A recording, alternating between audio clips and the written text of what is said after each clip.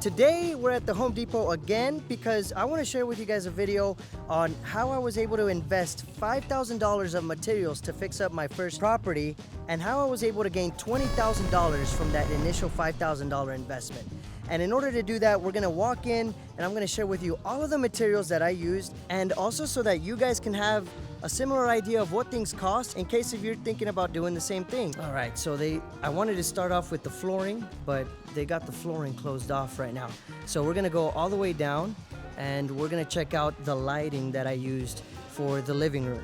All right, now what I ended up using for my living room was actually 4 6-inch halo lights, and they kind of look like recessed lights, and they actually end up looking really nice. I'll put up a picture of the living room right now, and these are the ones that I used. The 6-inch halos for $17.88 each, and I bought 4 of those, right? So that equals to about $71 and some change, but with tax and everything, I ended up spending probably around $80 for these. All right, and then with a rental property, it's really easy to want to fix up your property the way that you want to, but it's very crucial for you not to get too attached, right? And just fix what needs fixing. You come in here and you see all these beautiful ceiling fans and you want to buy them and use them for your property, but that's mostly going to eat away at all of your returns from your investment. So try to minimize how much you have to fix up. Again, you don't want to be a slumlord and not fix things that actually need fixing. Like for example, my house, it already had ceiling fans and it had lights for the most part, and so we try to stay away from buying all of these fancy chandeliers that you see behind me. The only other lights that we actually ended up buying were boob lights, so we actually ended up buying Hampton Bay boob lights, but we didn't buy them new. We actually bought them from a guy who had used them, and then we bought them from him on a marketplace, but these are the ones that we bought. These are it right here for $32.97, and we actually got them for $12 each. Sometimes they come in packages of 2, so those are the ones that we ended up buying. All right, now the next thing that I wanted to show you guys was the blinds, because if you remember, in our living room, we had those nasty metal blinds that are super outdated, and so we had to obviously upgrade to the nicer 2-inch faux wood blinds, and those can get pretty expensive. We actually ended up spending about $400 on these blinds that you see behind me. All right, now the next thing that I want to show you has to do with the bathrooms, okay? And it's really easy, again, to look at all of these beautiful cabinetries and vanities for the bathrooms, and it makes you want to put it in your own bathroom, right? To feel proud of your own investment. But guess what? You don't need to over-improve your property to feel proud of how you made it look. And the way that you do that is by maybe painting the original cabinets or vanities that are already in your bathroom. If you see the vanities are in great shape, go ahead and sand them down, give them a nice paint job, and you're good to go. They look as good as new. You don't need to spend extra money on these things right here, especially for a rental property. Now, something that is very important for your investment property is functionality, right? And if something doesn't work properly, then that's when you definitely got to go in there and replace it with something new, all right? And that was the case with the shower heads in the bathroom. And this is what we went with on those.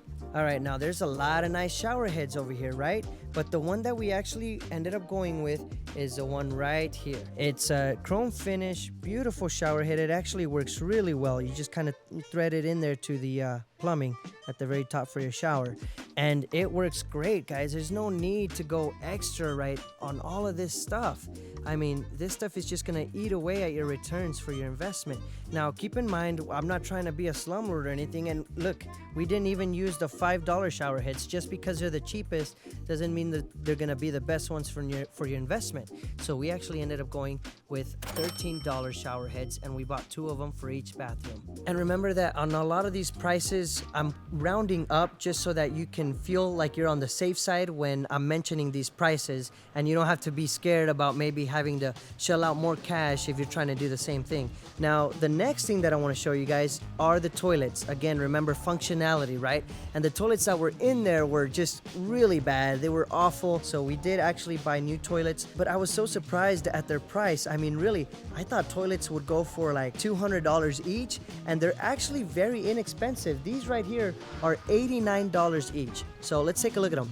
All right, so it's these right here that we bought. It's Glacier Bay toilets for $89 each, rounded up to just $90, and then I don't know, maybe another $10 for tax, so we're at $200 for toilets. All right, now that we got all that crap out of the way, let's go to the water heaters, because there's actually a funny story. When we first bought the property, we obviously moved into it, right? And we were living in it while we were gonna fix it up. and we took a shower one day, and all of a sudden the water heater just stopped working. We had no hot water. They ask you how you are, you just have to say that you're fine when you're not really fine. So this aisle looks very intimidating already, right? But don't let it intimidate you. These things are nothing to be worried about, and they can be easily replaced, and you could even do it yourself. The water heater that we ended up going with is one of these Ream water heaters, 40-gallon tanks, and it is $440 for one of these babies. Now the next thing that I want to show you guys are the doors, because when we first bought this investment property, it had no bedroom doors or a guest bathroom door. So it was crazy to see that. So we obviously had to buy new doors for all of that. The ones that we bought are hollow core 2-panel doors. Here's what they look like. All right, so there's different sizes of 2-panel doors, right? And each size is gonna cost different, but they're all around the same price, anywhere between $53 to $55. And here's what they look like right there. You can see that the big panel on the bottom and then a smaller panel up top. Those are the ones that we got, guys. And we got the 30-inch ones, so $53, and we got 3 of them. Now for the exterior of the house, there were a couple of things that needed fixing. Right there was the termite damage on the siding, and then I also wanted to get rid of those awful front porch posts. They were looking kind of slanted, it looked kind of dangerous, and so I decided to just completely rip that out and change it. And I ended up getting these pine treated posts right here, and then I just stained them, and they ended up looking really nice for the front porch. I ended up actually buying 3 of these because I used 2 for the front porch and 1 for the back porch. They are $12.98 each, so I just rounded up to 13, and I multiply it by 3 because I bought 3, and I get $39, so we'll just round it up to 40. Now what we ended up doing to fix the termite damage was we ended up cleaning all of that area out, took out that old siding from that area, and then we just replaced it with new lap siding. Now, I knew nothing about siding, and this is where my father-in-law really helped me out again, because he knows a lot about this, but we got fiber cement lap siding, and this is what it looks like. It's these boards right here. Home Depot recognizes them as 12-inch by 12-foot primed cedar mill hardy, but I mean, they're fiber cement lap siding boards. We ended up getting 2 of them, and so since they're $19.90 each, just round that up to 20, they ended up costing me about $40. All right, for the flooring, like carpet, tile, vinyl plank, whatever you're gonna be using, you gotta make sure you know exactly how much of it you're gonna use, right? And that's gonna be in terms of square footage, because all of this flooring is gonna be sold by the square foot. Now I've checked all around this whole aisle, and it doesn't seem like they have the carpet that I used for my investment property, but the name of the carpet that I used was called Gallup Maverick. This carpet right here that I'm seeing right now is very similar to the one I was using, so I'm just gonna show you that. So they come in big rolls like this. This is like the carpet that I was using. All right, and this one has it for about $1 a square foot, and the money that I ended up spending on the carpet was around $1,000. All right, so the way I ended up organizing the flooring in my investment property was carpet in the bedrooms, luxury vinyl plank everywhere else. That means the bathrooms are luxury vinyl plank, hallways, kitchen, dining, and living room are all luxury vinyl plank. And unfortunately, they don't have the vinyl plank that I was using anymore, at least from what I'm seeing. But you got to be very careful with the luxury vinyl plank that you're going to use, especially for a rental property. You don't want to go overboard and end up spending a lot more than you want to. I also don't want to put any laminate down, mostly because whenever you get laminate wet, it can tend to swell up, and then you have to replace the whole thing. So I do want to go luxury vinyl plank, but I don't want to go over $2 a square foot for luxury vinyl plank. So there was a vinyl plank here that I was using that was called khaki oak, and it was for about $1.89 a square foot. That's the one that I ended up using. Has worked really great in that year that we lived in that property, and I'm sure it's going to continue to be durable throughout the years. And so the luxury vinyl plank for me ended up only costing about $1,000 for about 600 square feet that I covered on my home. All right, so those are the main materials that I used. I don't want to go over every single little material that I used because I don't want to make this video too long, but that ends up adding up to about $3,430, somewhere around there. And that's not including the baseboards that we bought, which were also about $200. The paint that we used, which also cost me about $250. And the rocks for the landscape at the very front that also ended up costing about $120. and a couple of other miscellaneous tools that I had to buy in order to make all this stuff work.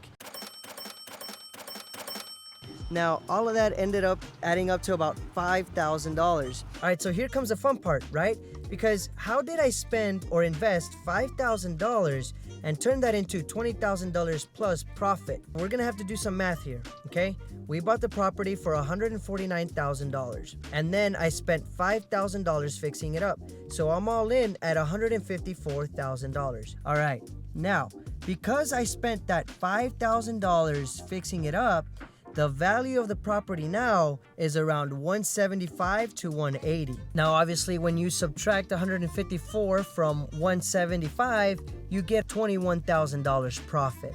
Now, that is a great way to be making money off real estate.